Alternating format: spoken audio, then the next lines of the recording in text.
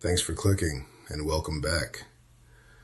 Today we take a look at Harry Faulkner and his compelling interview discussing the potential separation of Alberta from Canada and Aboriginal treaty rights.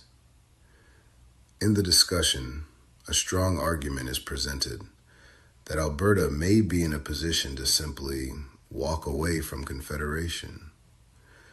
However, when you review the Indian Act of the 1800s and the Constitution of Canada, they were written in a way that assumes title to the land, and that the land belongs to the Canadian government and, historically, to the British Crown. This assumed title is fundamentally disputed by many Aboriginal nations, who argue that their treaties were agreements to share the land, not to surrender ownership. Let's take a look. First Nations have publicly stated that they will refuse to recognize an independent Alberta. You propose that in a free Alberta, Aboriginal rights should not exist. Is it at all possible for there to be an independent Alberta without the consent of its First Nations? 100%. 100%. Let me go back to the words of the Supreme Court.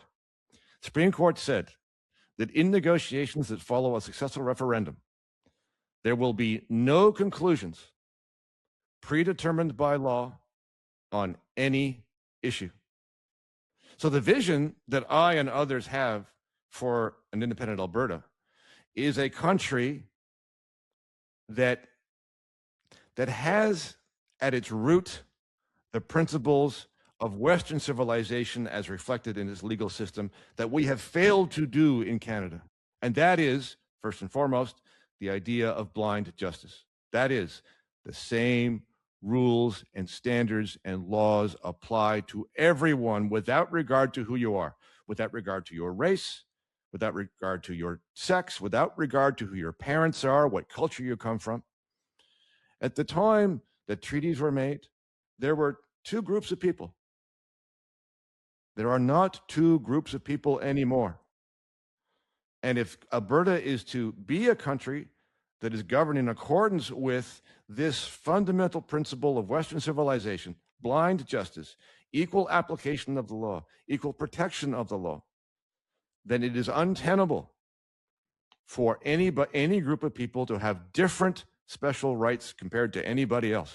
Bruce has given, I think, a thoughtful articulation of the sort of classical liberal perspective that race should not be a factor in the relationship between the state and the individual. But that ship sailed around in the 1870s in the Alberta Western Canadian context when we signed those treaties that cannot, and what Bruce is articulating, I think by the way, there's an internal debate, Harrison, or an internal disagreement amongst pro-separatists.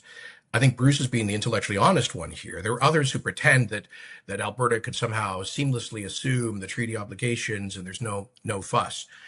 I think Bruce is being absolutely right. If you create a separate Alberta state, it is de novo. It's a blank slate. And that implies Section 34, obviously that Section 35 of the 1982 Constitution on Indigenous rights is extinguished. And I think it also implies the treaties are extinguished.